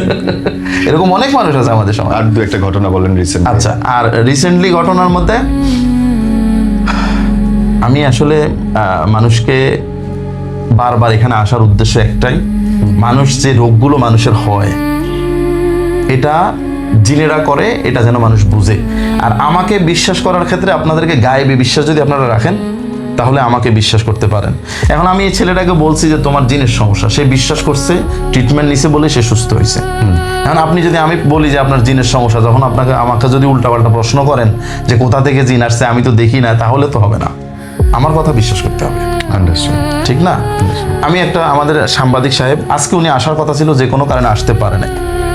তো ওনার এই শালা আপনার ভিডিও দেখে কিন্তু আমার কাছে গেছে ঢাকা থেকে। আচ্ছা। তো হাতের মধ্যে এরকম ফুলে গেছিল, ঠিক আছে, এই হাতের কোণিটা অনেক ফুলে গেছে, ডাক্তার বলছে ক্যান্সার। ঠিক আছে, তো ওনারা কিন্তু আলহামদুলিল্লাহ প্রথম অবস্থায় ক্যান্সারের ট্রিটমেন্ট শুরু করার আগে আমার কাছে যাইতে পারছে। যাওয়ার পরে আমি বলছি এটা তো ক্যান্সার না। দেখেন আমাকে কতটা রিস্ক নিয়ে কথাগুলো বলতে হয়। কারণ ভাই আপনি বলতেছেন ক্যান্সার না, কিন্তু যদি হয়ে যায়, ওই লোকটা যদি মরে যায় আমাকে তো দোষ দিবে, বিপদে পড়বে। আলহামদুলিল্লাহ আমার আল্লাহর উপরে ভরসা আছে, এবং আমি যাদের সাথে কথা বলি তারা আল্লাহর তরফ থেকে আসছে, সো আমার টেনশনের দরকার নেই, কারণ আমি নিশ্চিত হয়ে কথাটা বলি। আর আমি এইটুকু বিশ্বাস যদি আমার উপরে না রাখতে পারি, আমি রুগীকে কিভাবে চিকিৎসা দেবো? ঠিক না? তো এখানে বিষয় হচ্ছে বিশ্বাসের বিষয়। অবিশ্বাস নিয়ে আপনি আসবেন, আমার পিছনে কটু কথা বলবেন, আবার আমার কাছ থেকে ট্রিটমেন্ট নেবেন, দরকার নেই, পারবেন না নিতে, সুস্থ হবেন না। কারণ আমি যাদেরকে পাঠাই ট্রিটমেন্ট করার জন্য আপনাকে সুস্থ, ওরা আপনার কথা শুনে। এটা হয় অনেকের ক্ষেত্রে, আমি চাইলেও রুগীকে সুস্থ করতে পারি না। আচ্ছা। কারণ আপনি একটা ট্রিটমেন্ট নেওয়ার পর যখন ভালো হয় না, তখন উল্টাপাল্টা কমেন্টস শুরু করেন, অথচ আমি আপনাকে 5টা ট্রিটমেন্ট দেবো। কেন দেবো ভাই? আপনাকে সুস্থ করার জন্যই তো দেবো, চেষ্টা করবো। আচ্ছা। তো আপনাকে ট্রিটমেন্টটা কমপ্লিট করতে হবে। 3 মাস করার পর আপনার কতটুকু ইমপ্রুভ হয়েছে আপনি দেখবেন। আমি অধিকাংশ রোগীর দেখছি, আমি ট্রিটমেন্ট দিয়ে দিচ্ছি, 3 মাস পরে তারা আমল করতেছে, 6 মাস 7 মাসের সময় তারা বলতেছে আলহামদুলিল্লাহ ভালো আছে, সোজা হয়ে গেছে। হ্যাঁ, একটা ফ্যামিলি, একটা মেয়ের বিয়ে হইতো না, একটা মেয়ে স্বামীর বাড়িতে যাইতো না, পাগল। ট্রিটমেন্ট দিছি, তাদেরকে শুধু আমল শিখাই দিছি, আপনারা করতে থাকেন। 3 মাস পরও পুরাপুরি সুস্থ হয় নাই, 6 মাসের মাথায় কালকে আমাকে ফোন দিব, আমরা মেয়ে এখন স্বামীর বাড়িতে আছে, ছোটটারও বিয়ে হয়ে গেছে। দেখেন, ধৈর্য থাকতে হবে, সবর করতে হবে, কোনো কিছু এমনি এমনি আসে না। হযরত মুহাম্মদ সাল্লাল্লাহু আলাইহি সাল্লাম 13 বছর যুদ্ধ করছে, তারপর মক্কা বিজয় হয়েছে। ওনার কি দরকার ছিল? একদিনে তো হয়ে যেত। ওনার মুখের কথা, মুসা আলাইহিস সালামের কথাই আমরা ধরি, আল্লাহর সাথে সরাসরি কথা বলতে পারতেন, তাই না? তো উনাকে তো ফিরাউনের দৌড়াইয়া সাগরে পার করার দরকার নাই, উনি তো আল্লাহরে বললো এখানেই ধ্বংস করেন ওনাকে, তাই না? কিন্তু আল্লাহ সবকিছু সিস্টেমে করে, আপনাকেও সিস্টেমে আসতে হবে, আপনি নিজেকে বদলাতে হবে। এটা কেমন ভাইয়া? মানে আসলে আমরা এখন দুনিয়ার পিছনে ছুটতেছি, তো জি। আমরা আসল জিনিসটা বুঝতেছি না। আমাদেরকে বদলাতে হবে কি? আমাদের আল্লাহর সাথে কানেক্টেড হতে হবে। আমরা এখন আল্লাহ থেকে বিচ্ছিন্ন আছি, টোটালি বিচ্ছিন্ন। আমরা মানব জাতি আল্লাহর থেকে বিচ্ছিন্ন হয়ে আছি। আমাদেরকে আল্লাহর সাথে সম্পর্ক গাঢ় করতে হবে, আমল বেশি করতে হবে, জিকির বেশি করতে হবে, এবং বিশ্বাসে নিঃশ্বাসে সব জায়গায় আল্লাহর হুকুমকে মানতে হবে। তো আল্লাহর কাছে চাইতে হবে। আমরা উসিলা, দেখেন আমি সাইদুল্লাহ হুজুর সারা জীবনে হয়তো 40-50 হাজার রুগীকে ট্রিটমেন্ট দিতে পারুন, জি, কিন্তু রুগী আপনারা সবাই পৃথিবীর সব। আপনি একটু আগে আমাকে বলছিলেন যে একজন হাফেজ আপনার কাছে এসেছিল, সেই ঘটনাটা একটু বলেন। হ্যাঁ, ও ভালো কথা। হ্যাঁ, হাফেজ বাচ্চা 13-14 বছরের, ওর ভিডিও আমরা একটু দেখাবো ইনশাল্লাহ। ওর হয়েছে কি, 7 মাস থেকে গত বছর রমজানে কিন্তু সে তারাবি নামাজ পড়াইছে, ফুল হাফেজ, ফুল হাফেজ। ওই ছেলেটা এই 7 মাস আগে সব ভুলে গেছে। হ্যাঁ, আলহামদুলিল্লাহ। সূরা আমি প্রথমে আসছি, জিজ্ঞাসা করছি, পারে নাই, ফাতিহা পারে নাই। অথচ সে হাফেজ, নামাজ পড়াইছে। সে তার মায়ের নাম জানে না, তার বাবার নাম বলতে পারে না, এবং সে কোথায় আছে সেটাও বলতে পারে। মানে এভাবে তার ব্রেইনটে লক করে ফেলছে। এরকম অনেকের হচ্ছে, আমার কাছে এরকম অনেক রুগী আসছে, এটা ইদানিং আসছে। তো আপনারা এই সমস্ত ক্ষেত্রে একটু শর্টকাট আসার চেষ্টা করুন। আপনি এই ঘটনাটা বলেন, আমি খুব আগ্রহী। ওর হচ্ছে কি, পরে আমরা আসছে আমার কাছে, আমার বাসায় ঢুকছে। ঢুকার পরে আমি দেখলাম যে ওর জিনের সমস্যা, যেটা আমরা ট্রিটমেন্ট দিই। পরে ট্রিটমেন্ট দিলাম, সাথে সাথে 5 মিনিট 10 মিনিটের ট্রিটমেন্টের পরে সে সূরা ফাতিহা আমি জিজ্ঞাসা করছি, বলো, আলহামদুলিল্লাহ বলে ফেলছে। আয়াতুল কুরসি বলো, বলে ফেলছে। তার মার নাম কি, বাবার নাম কি, মনে পড়ে গেছে। আমি জিজ্ঞাসা করছি 7 মাস কইছিলা তুমি, বলে মনে নাই। ভিডিও আছে কি ভয়ঙ্কর ভাই। এরকমই হচ্ছে। মানুষ যে কত কষ্টে আছে, জিনরা মানুষকে কত নাজেহাল করতেছে, এবং রিজিকে বাধা দেওয়ার বিষয়টা ডেঞ্জারাস ভাবে এখন দিতেছে। কিরকম? মানে এরা আসলে, আমরা দাজ্জালের খুব কাছে আছি, মানে দাজ্জালের আগমনের খুব নিকটে আছি আমরা। এরা দাজ্জালের অগ্রিম বাহিনী হিসেবে কাজ করতেছে, এবং মুসলমানদের রিজিকে সবচেয়ে বেশি বাধা, এবং মুসলমানদের মহিলাদের উপরে জিনদের আক্রমণ বেশি। একসময় পৃথিবীর সবচেয়ে বড় লোক মানুষ ছিল মুসলিম, হ্যাঁ, এখন হচ্ছে ইহুদি খ্রিস্টানরা। হ্যাঁ, এখন তাই হচ্ছে। এরা করতেছে, এরা ওদের ক্ষতি করে না। হিন্দুদের খুব কম, রেয়ার পাবেন আপনি ক্ষতি। কারণ আছে, ওর জিনগুলাই তো হিন্দু, আইসাই বলে না আমি হিন্দু। সব আপনি ভিডিও দেখেন হুজুরদের, আইসাই বলবে আমি হিন্দু জিন। তো ওরা ওদের ক্ষতি করবে কিভাবে? তারপরেও করে, কিছু নাস্তিক আছে, শয়তান আছে, ওরা করে, কিন্তু রেয়ার করে, এবং ওদের সাথে তো সর্বক্ষণ থাকেই, ওটা স্বাভাবিক বিষয় ওদের জন্য। কিন্তু মুসলমানদের উপর আক্রমণটা ভয়ঙ্কর। নামাজ পড়তে দেয় না। ভালো কাজ করলে যে এটা যে শয়তানের কষ্ট হয়, আপনি এই রুগীগুলোকে দেখলে বুঝতে পারবেন। নামাজে দাঁড়াইছে, পা ব্যাকা করে ফেলে দিচ্ছে। অসংখ্য আছে, হ্যাঁ। বিশেষ করে তাহাজ্জুদ পড়ার সময় তো অসুবিধা হয় না এরকম মানুষ অনেক কম। মানুষের হয়। তারপরে আপনার মাথা ব্যথা শুরু করে দিচ্ছে, ঠিক আছে, মানে নামাজে বাধা কিভাবে দেবে? মহিলাদের শরীর খারাপ করে দিচ্ছে, ব্লিডিং হচ্ছে, নামাজ পড়তে দেবে না। মূল উদ্দেশ্য এটা, মূল উদ্দেশ্য এটা। ইবাদত করতে দেবে না। আপনাকে ইবাদত করলে ওদের কষ্ট হয়, শরীরে থাকতে পারে না। তো এই বিষয়গুলো মানুষকে বুঝতে হবে। আমি বারবার বলি, রোগের যত সমস্যা এখন আছে পৃথিবীতে, 90%-এরও বেশি জিনের সমস্যা। এবং এটা খুব সহজে মানুষ লক্ষ লক্ষ টাকা, এই যে এরকম হাজার হাজার রুগী হাসপাতালের 10 লাখ, 5 লাখ, 2 লাখ, 4 লাখ খরচ করতেছে। আর হসপিটাল তো এখন একটা ব্যবসা প্রতিষ্ঠান। তাই মানে আমি তাদের কথা বলবো না, কিন্তু আসলে রোগ তো ওখানে না, আমি কেন যাবো? আমাকে আগে আসলে আপনার নিজের ঘরে এটা চেক হয়ে যায়। যদি আপনার কোনো প্রবলেম হয়, আপনি ঘরের মধ্যে সূরা বাকারা চালান, রুগীর কানের কাছে চালান, সূরা ফাতিহা, ফালাক, নাস পড়ে ফু দিতে থাকেন, দেখবেন ইমপ্রুভ হচ্ছে কিনা বা কোনো কিছু বাড়তেছে কিনা। তখন বুঝবেন যে হ্যাঁ, এটা জিনিস সমস্যা প্রকাশ হবেই। কিন্তু আমরা কি করি? সামান্য বুকে ব্যথা হয়েছে ডাক্তার, মাথা ব্যথা হয়েছে ডাক্তার, তাই না? আর এই রোগগুলা, এই যে ওর যে রোগগুলা হয়েছে, এগুলো নিয়ে হাজার হাজার মানুষ ভুক্তভোগী। হ্যাঁ, আপনাদের জন্য একটা সুখবর আছে।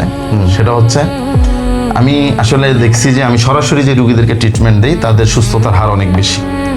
ভিডিও কলে তো যারা বিদেশে আছে তারা নেবে, কিন্তু বাংলাদেশে যারা আছে তারা যাতে আমার কাছে ট্রিটমেন্ট নিতে পারে, আমি ঢাকাতে অফিস নিছি ফাইনালি। হ্যাঁ, ঢাকাতে মদনপুর, কাশপুরের কাছে। ওকে। তো একটু আউটসাইডে নিছি, যাতে নিরিবিলি পরিবেশটা থাকে এবং চিকিৎসা দিতে সুবিধা হয়। আরেকটা হচ্ছে রাস্তাতে কোনো জাম না থাকে, 2 দিক থেকে সুবিধা আছে। এটা হচ্ছে মদনপুরের ভিতরে আমি নিজস্ব আমার অফিস করছি ওখানে। অ্যাড্রেসটা যদি বলতে চান? অ্যাড্রেসটা আমি এডিটরে দিয়ে দিই। হ্যাঁ, অ্যাড্রেসটা ওখানে দিয়ে দেবো। তবে অ্যাড্রেস নিয়ে কেউ যাওয়ার দরকার নাই। মেইন বিষয় হচ্ছে আপনার ফোন করে যাবেন, ফোন করে সিরিয়াল দিয়ে যেতে হবে। কিন্তু শুরুর কথাটা আবার বলি, আপনাকে ফোনে আমি তো আপনাকে বলছি ভাই, এর চেয়ে আমরা কি করতে পারি বলেন? আমি 4টা 6টা লোককে রাখি, তাদের বেতন দিচ্ছি মাসে 20,000 করে। তাইলে কত টাকা খরচ হয় আমার? জি। কাদের জন্য? এই মানুষের জন্যই তো, মানুষ যাতে চিকিৎসা নিতে পারে। এবং এইভাবে জিজ্ঞেস করি, সরি, যে ধরেন আপনি মানুষের ফোন ধরার সময় পান না, কিন্তু তারপরে আপনি আবার কথা বলতে এসেছেন আজকে। সো এটা কেন? এই যে আমি এই যে উদ্দেশ্য হচ্ছে এটাই, মানুষ রোগগুলা সম্পর্কে যেন সচেতন হয়। আপনি একটা কথা চিনেন, আমার কোনো আসার দরকার ছিল না, কিন্তু এখানে কেন আসতেছি বারবার? আমি এখানে আসলেই ফোন যায়, বিষয় এরকম না। আমার আগেরও চ্যানেল আছে, আমি আপনার মাধ্যমে মানুষকে সচেতন করতে চাই। এবং আমি ছাড়া মনে হয় না কেউ রোগ নিয়ে এভাবে কথা বলে। ওই 4টা বেসিক রোগ নিয়ে কথা বলি। হ্যাঁ, ওই যে আপস, বিচ্ছেদ, জিন, এটা সেটা, কিন্তু মূল প্রবলেম হচ্ছে রোগ। মানুষের রিজিক নষ্ট করতেছে রোগ দিয়ে, 5 লাখ টাকা নষ্ট করছে, বিদেশ নষ্ট করছে। এরকম অহরহ হাজার হাজার ঘটনা আমাদের সমাজে ঘটতেছে, এবং সবার কিন্তু সমস্যা জিনেরই, কিন্তু কেউ বুঝতেছে না। আমি এটা বোঝানোর জন্য এইগুলো প্রমাণ সহ আপনাদের সামনে নিয়ে আসি, যাতে মানুষ বুঝে যে আসলে রোগটা কেন হচ্ছে। আল্লাহ আমাকে ক্ষমতাটা দিচ্ছে এটা বোঝার ক্ষমতা। আমি এটা যদি প্রকাশ না করি, জিনিসটা কেমন হবে? সেজন্যই প্রকাশ করা, সেজন্যই খরচ করে এখানে আসা। ঠিক আছে, আমি কিন্তু আজকে রুগী দেখলে আমার 50,000 টাকা ইনকাম হতো, এটা সত্য কথা। কিন্তু আমি সেটা করি নাই। কেন? এখানে আসছি মানুষকে সচেতন করার জন্য। আমি পারবো না আপনাদের সবাইকে ট্রিটমেন্ট দিতে, কিন্তু আপনারা যদি সচেতন হন আপনারা অনেক কিছু বাঁচাইতে পারবেন। ভাই বাসায় নিজেরা কি কোনোভাবে ঠিক? হ্যাঁ, আমি ওই যে বললাম, আপনার কোনো প্রবলেম হইলে ঝাড়ফুঁক শুরু করবেন আগে। মাথা ব্যথা হচ্ছে, ঝাড়ফুঁক শুরু করেন আগে, নিজে করেন। সূরা ফাতিহা ফালাক নাস পারে না এমন মানুষ কে আছে পৃথিবীতে? রাইট। করেন, বারবার পড়তে থাকেন, ফু দিতে থাকেন, কমবে ইনশাআল্লাহ। যদি ইমপ্রুভ হচ্ছে বা কোনো প্রবলেম, তাহলে আপনি তো বুঝবেন এটা দিনের সমস্যা। কিন্তু মানুষের প্রবলেম কোথায় ঢুকে গেছে মাথার ভিতরে? Doctor doctor doctor. কথা বুঝতে পারছেন? আল্লাহর এই কোরআন দিয়ে যে মানুষের সমস্ত রোগ নিরাময় সম্ভব, আল্লাহ কোরআনে বলছেও, কিন্তু আমরা কেন বুঝতেছি না?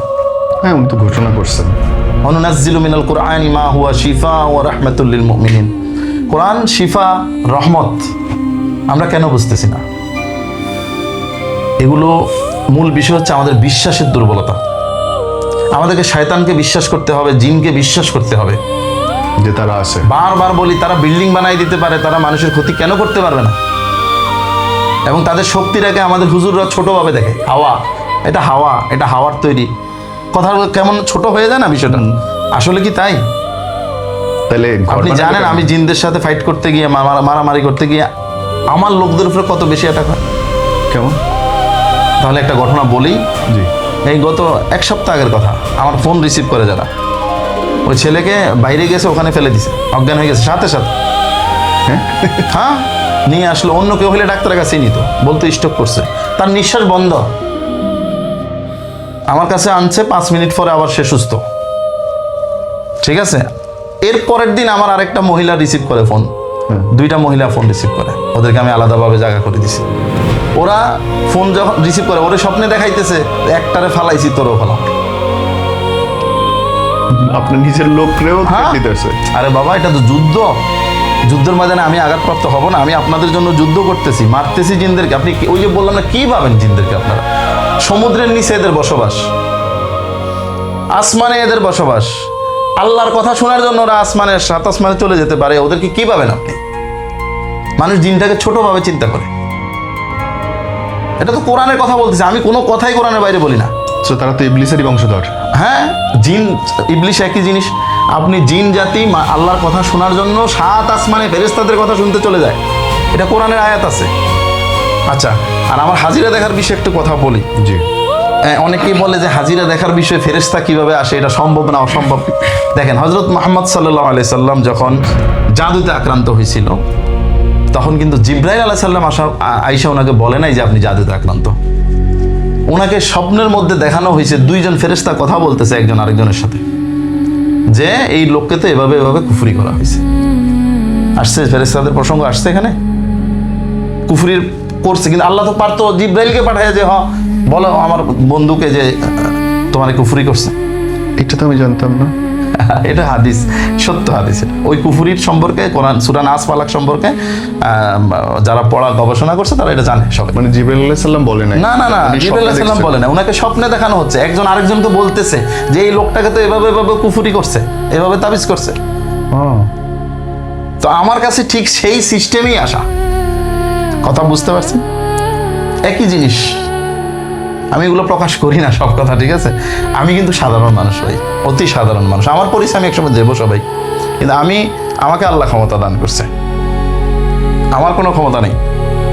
আল্লাহ এমন মানুষকে ক্ষমতা দেয় যেটা দ্বারা আল্লাহ তার ক্ষমতা প্রমাণ করতে পারে। বিরাট কথা বলছেন। কথা বুঝতে পারছেন? কারণ আমার প্রশ্ন যদি আসে, আমার শিক্ষাগত যোগ্যতার যদি প্রশ্ন আসে, আমি কিছুই না, আমার কোনো সার্টিফিকেট নাই, কিন্তু আমাকে আল্লাহ কি ক্ষমতা দিছে? হাজার হাজার রুগীকে আমি ট্রিটমেন্ট দিচ্ছি এবং তারা সুস্থ হচ্ছে আলহামদুলিল্লাহ। সবাই না হলেও সবাই হবে। আমি আবার বলতেছি, আমার কাছে আসলে সবাই সুস্থ হবেন এটা না। আল্লাহ যাকে সুস্থ করবে সেই সুস্থ হবে। কোন কোন রোগী বা কোন কোন রোগের সরাসরি আপনি ট্রিটমেন্ট? দেখেন, আমি সব রোগের ট্রিটমেন্ট দিচ্ছি এখন। আমি তো দেখতেছি সব রোগ জিনেরা করতেছে। আচ্ছা। ক্যান্সার লাস্ট পর্যায়ে কি বলছে? ক্যান্সার বলছে না ডাক্তার? আমি সেটা মানা করে ওষুধ বন্ধ করে তাকে ট্রিটমেন্ট দিছি। এরকম ওই যে ছেলেটার হাতের কথা বলতেছিলাম, ওর হাতেও ক্যান্সার বলছে ডাক্তাররা, হাত ফুলে গেছিল, ক্যান্সার বলছে। আমি বলছি যে না, ক্যান্সার হয় নাই, সে এখন সুস্থ, তার হাত ফুলা কমে গেছে। সবাইকে তো আমি এখানে আনতে পারবো না, সব মানুষ তো এখানে আসা সম্ভব না, এবং অনেক মানুষ আসলে এগুলো প্রকাশও করতে চায় না, আমি জানি না কেন। মানুষ এটাকে অন্যভাবে চিন্তা করে, আমি বলবো এটাকে অন্যভাবে নেবেন না, এটা একটা সত্য জিনিস, এবং শয়তান আছে, জিন আছে, এটা বিশ্বাস করবেন আর এটাকে প্রকাশ করবেন, প্রকাশ করার জিনিস এটা। আল্লাহ বলতেছে শয়তান তোমাদের প্রকাশ্য দুশমন, আর আমরা এটাকে গোপন করি। সুন্দর পয়েন্ট বলছেন। গোপন করি, আমরা কেন গোপন করব ভাই? শয়তান আমাদের দুশমন, ওর বিরুদ্ধে আমাদেরকে যুদ্ধ করতে হবে, ফাইট করতে হবে, আমাদেরকে ওর থেকে বেঁচে আমাদেরকে জান্নাতে যেতে হবে, এটা আমাদের কাজ। আমরা দুনিয়াতে এমনি আসি নাই, দুনিয়াতে 5 তলা বিল্ডিং করব, বাড়ি গাড়ি করে, জন্য তো আসি নাই। শয়তানের বিরুদ্ধে ফাইট করতে হবে, আর শয়তান এই সমস্ত রোগের কারণ। আপনার বাচ্চা থেকে শুরু করে, আপনারা আরেকটা কথা বলি, আমার কাছে ফুল ফ্যামিলি যদি কেউ একবার ট্রিটমেন্ট নেয়, 3 মাস একটা কোর্স করে নেয়, তার সারা জীবন যদি সে আমার আমলগুলো ধরে রাখতে পারে, নিয়মগুলো ধরে রাখতে পারে, আমি মনে করি তার মেডিকেল খরচ 80% বেঁচে যাবে, এবং অনেক জটিল রোগ থেকে সে মুহূর্তে সমাধান পাবে, কারণ আমি শিখাই দেবো কিভাবে তাকে বাঁচতে হবে ইনশাআল্লাহ। ওকে, আমরা কি আর কিছু না, আর কিছু আমার তাহলে লাস্ট 5 4 3 2 1 0 অ্যাকশন। তাহলে ভাই শেষে যারা দেখছে তাদের জন্য যদি আপনার কোনো কথা থাকে আজকের।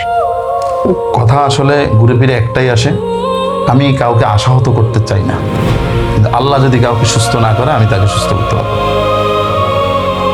কোনো মানুষ আমার কাছে সুস্থ না হলে এটা আমার কষ্ট লাগে, সত্যি কষ্ট লাগে, কিন্তু আমি অনেক সময় দেখি এটা মানুষের দোষেই মানুষ সুস্থ হচ্ছে না, কারণ তাদের ধৈর্য নাই, সবর নাই। আমার এমনও রোগী আছে আলহামদুলিল্লাহ, যারা আমার কাছে 3 বছর ট্রিটমেন্ট নিছে, 1 বছর নিছে, 2 বছর নিছে, হ্যাঁ, কিন্তু বেশিরভাগ রুগীকে আমি পাই অধৈর্য। কিন্তু আল্লাহ কোরআনে বলতেছে, বিসমিল্লাহির রহমানির রহিম, আল আসরি ইন্নাল ইনসানা লাফি খুসরি ইল্লাল্লাযিনা আমানু ওয়া আমিলুস সালিহাতি ওয়া তাওয়াসাউ বিল হাক্কি ওয়া তাওয়াসাউ বিস সবর। মানে যারা ধৈর্য রাখবে, তারা ছাড়া আর কেউ বাঁচতে পারবে না। ধৈর্য রাখতে হবে, ধৈর্য এবং বিশ্বাস, এবং ঈমান, বিশ্বাস থাকতে হবে, সঠিক হক পথে চলতে হবে। সঠিক। আমরা শেষ করছি।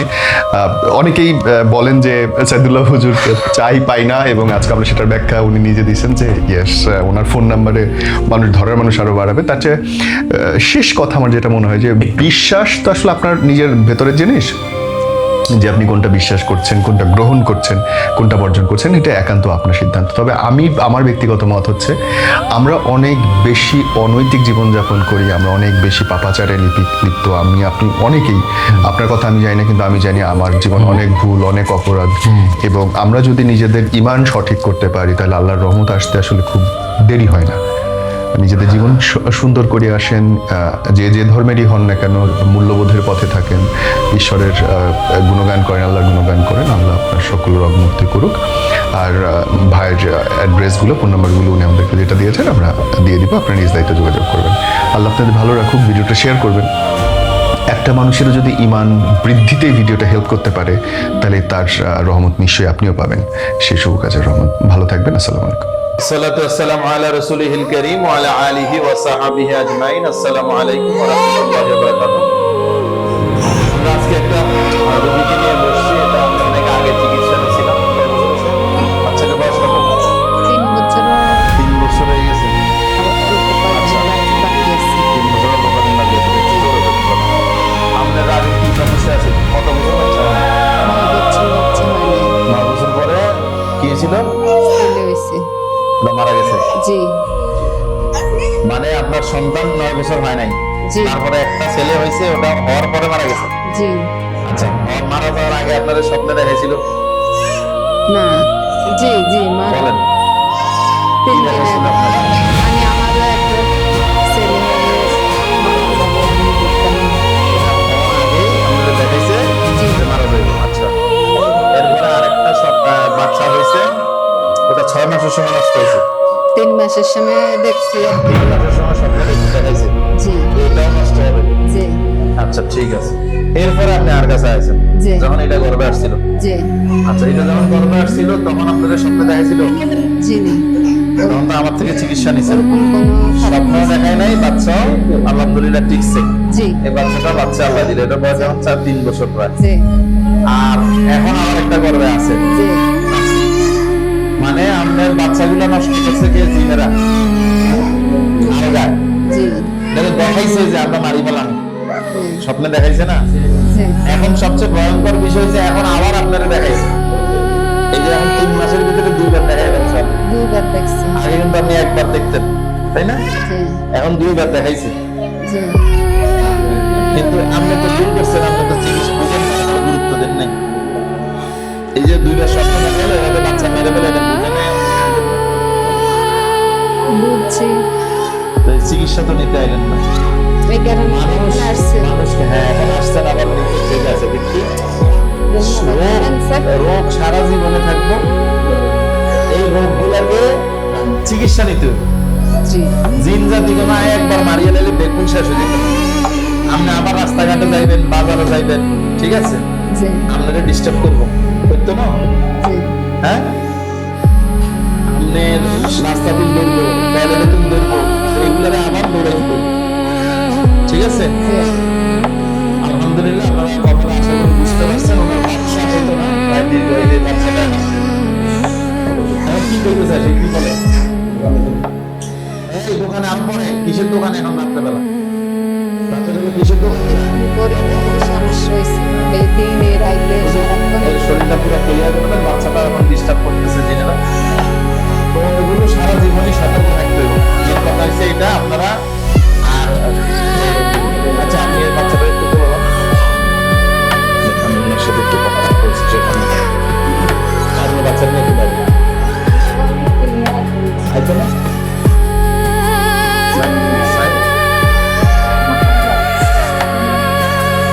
আচ্ছা আমি বসুন বসুন বসুন সাই বাচ্চাটা কি যাবে বিদেশ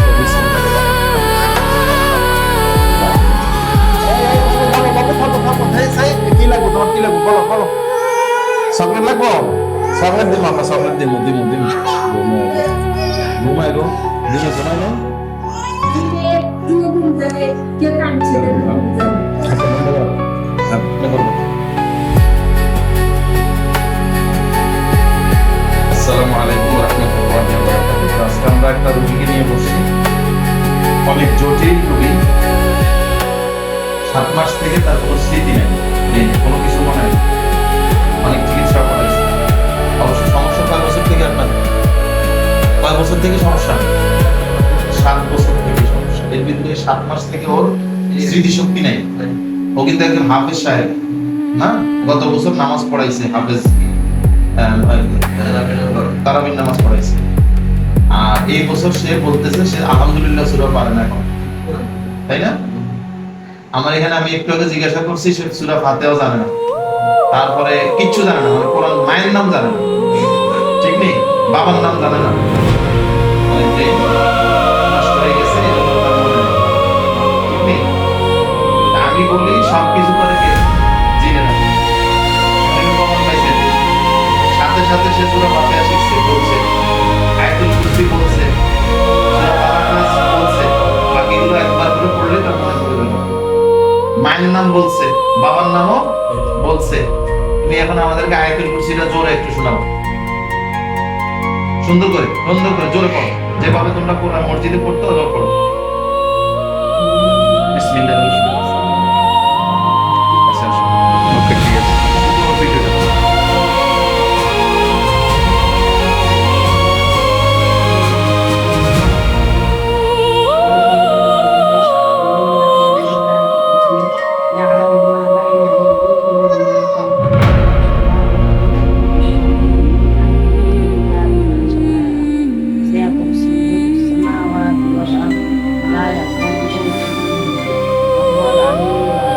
মাশাআল্লাহ একটু আগে সে সূরা ফাতিহা পারে না এখন আয়াতুল কুরসি সুন্দরভাবে একবার আটকে দেয় কেন করছে এটাই হচ্ছে কোরআনের মজুদা কোরআনের চিকিৎসা এটা আর মেইন প্রবলেমটা যারা করে জেনারেলি করে এটা তো একটা ডকুমেন্টস এখন ডাক্তারের কাছে গেলে বলবো যে এগুলো আমাদের কথাই বলবো যে আমরা বুয়া ঠিক আছে বলবে না কিন্তু এই যে এখন ছেলেটা সাথে সাথে ঠিক হইলো ডাক্তার পারবে সম্ভব আজকে 7 মাস তো আমরা সবকিছু করছি ওর কপাল ভালো সবার কপাল এরকম না আমার কাছে আসলে সবাই সাথে সাথে ভালো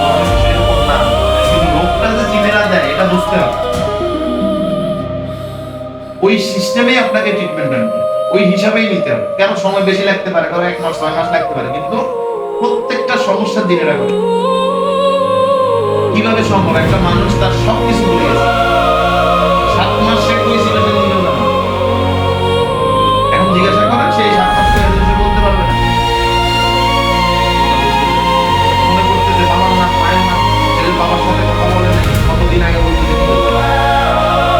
ঠিক আছে। আজকে এই পর্যন্ত। আসসালামু আলাইকুম। الصلاة والسلام على رسوله الكريم وعلى آله وصحابه أجمعين. السلام عليكم ورحمة الله وبركاته. আমি মোহাম্মদ সাইদুল্লাহ হুজুর, আপনারা আমাকে চিনেন। দীর্ঘদিন থেকে জিন এবং জাদুর চিকিৎসা দিচ্ছি, জিন এবং জাদুতে আক্রান্ত রোগীদেরকে। আর আমি সবসময় বলি, বর্তমান সময়ে যত রোগ হয় তার 90% বেশি রোগ জিনেরা হয়, এবং এটা না বোঝার কারণে মানুষ অনেক বেশি ক্ষতিগ্রস্ত হয়। তো আমার ভিডিওগুলো করার উদ্দেশ্য হচ্ছে আপনারা যেন বুঝতে পারেন যে এই রোগগুলো কোথা থেকে আসতেছে। ডাক্তাররা আপনাদেরকে চেক করে বিভিন্ন ধরনের কথা বলতে পারে, কিন্তু আসলে রোগ কোথা থেকে আসে ডাক্তার এটা বলতে পারে না। কিন্তু আল্লাহ তাআলা পবিত্র কোরআন নাজিল করছেন এবং উনি কোরআনে বলছেন যে জিন শয়তান মানুষকে আক্রমণ করবে, অসুস্থ করবে, রোগ শোক দিয়ে ভয় দেখাবে, এবং কোরআন মানুষের জন্য শিফা হবে। এগুলো আমরা কেউ গুরুত্ব দিই না, বুঝার চেষ্টা করি না আল্লাহ কি বলছেন, কি বলতে চাইছেন। রোগগুলা কোথা থেকে আসে এটা বলার ক্ষমতা ডাক্তারদের নাই, কিন্তু ডাক্তাররা হয়তো বডিতে রোগ হইলে, ক্ষত হইলে সেটা বলতে পারে এখানে ক্ষত হয়েছে, এই সমস্যা হয়েছে, বা রোগ একটা একটার উপরে উঠে গেছে। কিন্তু রোগ একটা একটার উপরে কেন উঠে, বা এই হাড্ডিটা কেন ফাঁক হয়েছে, এটার কোনো কারণ বলতে পারে না। তো এই হাড্ডিটা কেন ফাঁক হয়েছে, এটা কেন হয়, আমি সবসময় বলে থাকি এগুলো জিনেরা করে। মানুষের যত ব্যথা বেদনা আছে সবকিছু জিনেরা দেয়। যে জিন সুলাইমান আলাইহিস সালামকে বিল্ডিং বানাই দিতে পারছে, এটা তো কোরআনের কথা, আমার কথা। বিল্ডিং বানাই দিতে পারছে, সেই জিনেরা মানুষের একটা হাড্ডি ব্যথা করতে পারবে না? এটা কোন ব্যথা তাদের জন্য? একটা মানুষের পা অবশ করতে পারবে না? একটা মানুষকে অজ্ঞান করে ফেলতে পারবে না? একটা মানুষকে মেরে ফেলতে পারবে না? পারবে। সে যদি আল্লাহ যদি চায় যে জিনের হাতে তার মৃত্যু হয়ে যাবে। কিন্তু বিষয় হচ্ছে এই ক্ষতিগুলো যে জিনেরা করে, আপনাদেরকে এটা বুঝতে হবে। আজকে এখানে একটা জটিল রোগী, আপনারা কতদিন থেকে অসুস্থ? তুমি জোরে বলবো। 8-9 মাস থেকে। 8-9 মাস থেকে। কি হয়েছিল একটু বিস্তারিত বলো তো। আমি আপনার ঘুমাইছিলাম, তো আপনার ঘুমের মধ্যে মনে হয়েছিল যে পাও ধরছি। তো ঘরের মাঝে আমি লাথি দেওয়ার পরে তার 1 সপ্তাহ পর থেকে আমি টোটাল হাঁটতেই পারি। আচ্ছা, তোমার ঘুমের মধ্যে কেউ পা ধরছে, তুমি লাথি দিছো, ঘুমের মধ্যে থেকেই লাথি দিছো, এরপরে কি হয়েছে? তারপরে 1 সপ্তাহ পর থেকে আমি হাঁটতেই পারতেছিলাম না। মানে এখন যা হাঁটতে পারতেছিলাম তখন হাঁটা যেত না। তারপর আপনি ডাক্তার দেখাইলাম, MRI করাইলাম, উনি কোনো রিপোর্ট দিতে পারতেছে না। ডাক্তার কিছু পাচ্ছে না, বলে সব নর্মাল আছে। নর্মাল আছে। হ্যাঁ। এক্সরে করাইছি, আলট্রা করাইছি, বলতে শুধু থেরাপি। আচ্ছা, এবার অনেকবারই থেরাপি দেওয়া হয়েছে? থেরাপি দেওয়া হয়েছে। দেওয়া হয়েছে, কিন্তু কোনো ইমপ্রুভ এরকম নাই। না, আচ্ছা, তুমি বসতে পারতা না? আমি আসাম করে বুঝতে পারতাম। মানে আমি যে বসে ওটা তুমি বসতে পারতা না? আচ্ছা, আর হাঁটতে?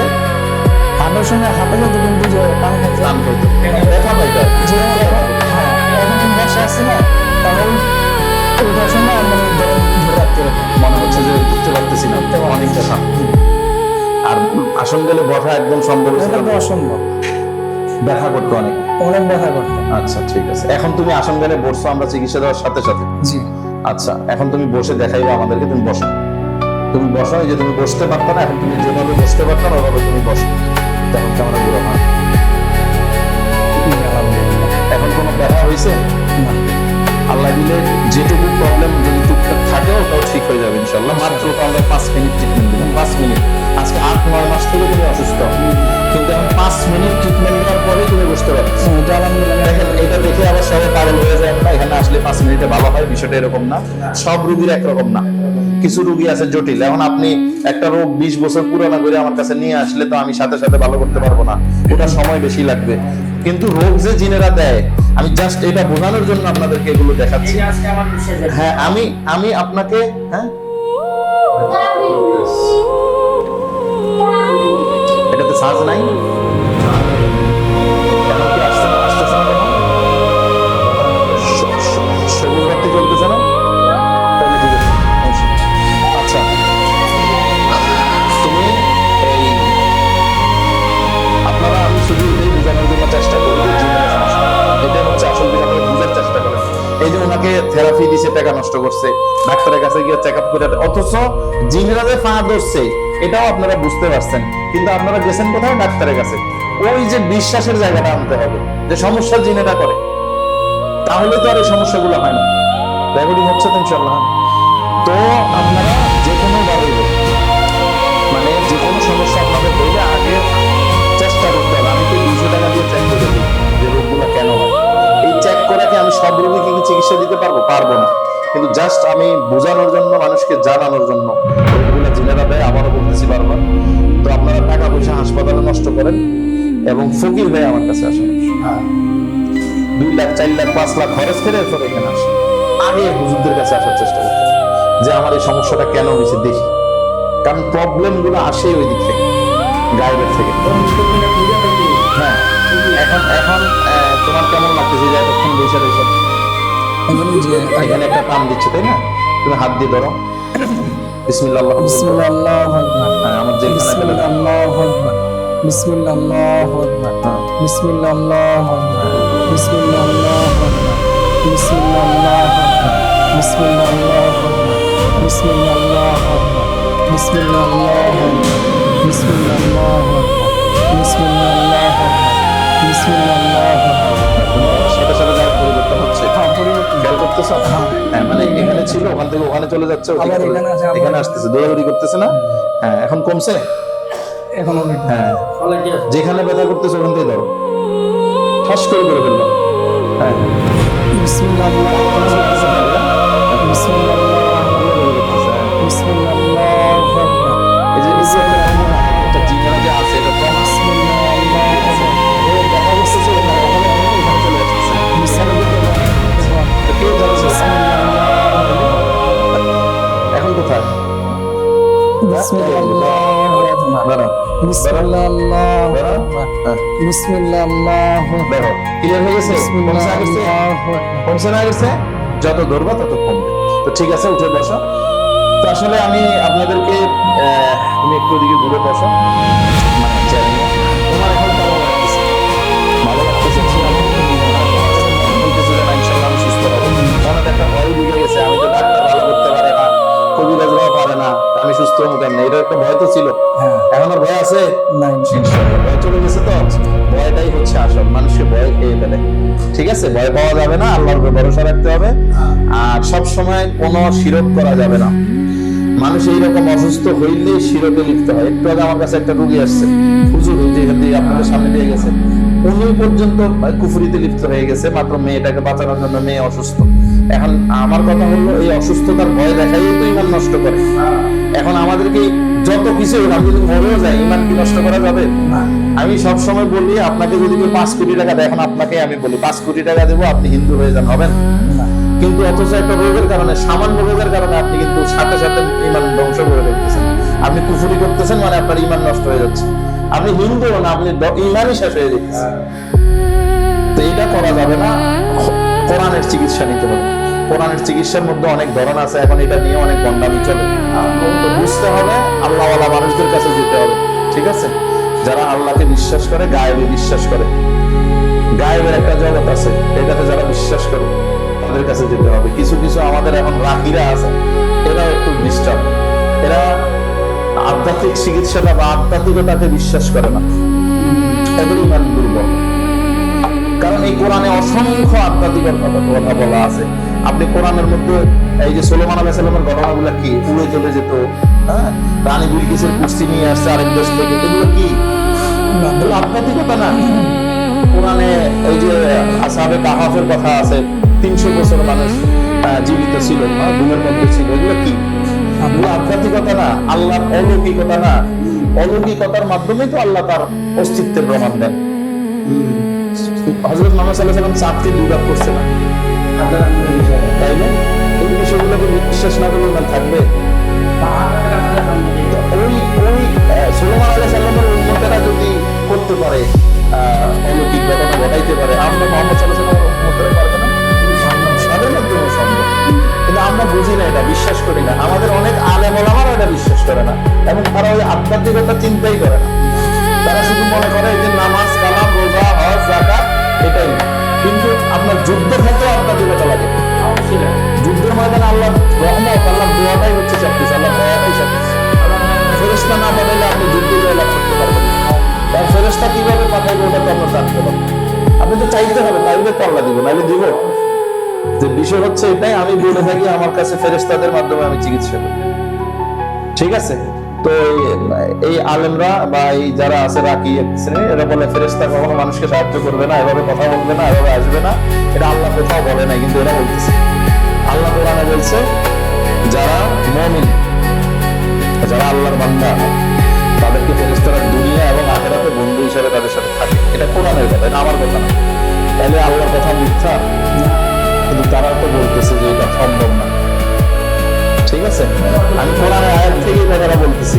চ্যালেঞ্জ গ্রহণ করার ক্ষমতা তাদের নাই, কিন্তু এই রাখিরা এখন এক শ্রেণীর ধোকা। এরা দেখেন রুকাইয়া সব হাফেজই করতে পারে। যে কোনো হাফেজ, যদি সে হাফেজ হয়, সূরা ফাতিহা, ফালাক, নাস 10 বার পড়েন, 7 বার পড়েন, চোখ বন্ধ করে একটা মানুষকে বসান, এটাই রুকাইয়া, ঠিক আছে?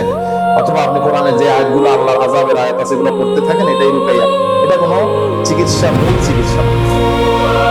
এই যে আমি এখন আপনাকে ট্রিটমেন্ট দিলাম, বের করে ফেললাম, মেরে ফেললাম, কেটে ফেললাম, এটা হচ্ছে চিকিৎসা, মূল চিকিৎসা, ঠিক আছে? রুকাইয়া করে মানুষ বছরে 50 হয়ে যায়, সকলে ধ্বংস।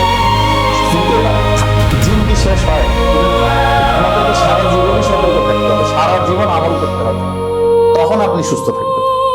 আর আপনাকে বুঝতে হবে রোগটা কোথা থেকে আসে, তখন আপনি এটা সুস্থতা দ্রুত পাবেন। এখন আপনার প্রবলেম পেটে ব্যথা করতেছে, আপনি যদি বুঝেন এটা জিনের কারণে করতেছে, আপনি সূরা ফাতিহা, ফালাক, নাস পড়ে পানি পড়া খান, ব্যথা চলে যাবে। কিন্তু আপনি যদি ডাক্তারের কাছে যান, ডাক্তার চেক আপ করবে, আলট্রা সোনো করবে, এই করবে, সেই করবে, একটা রোগ নাম দিবে,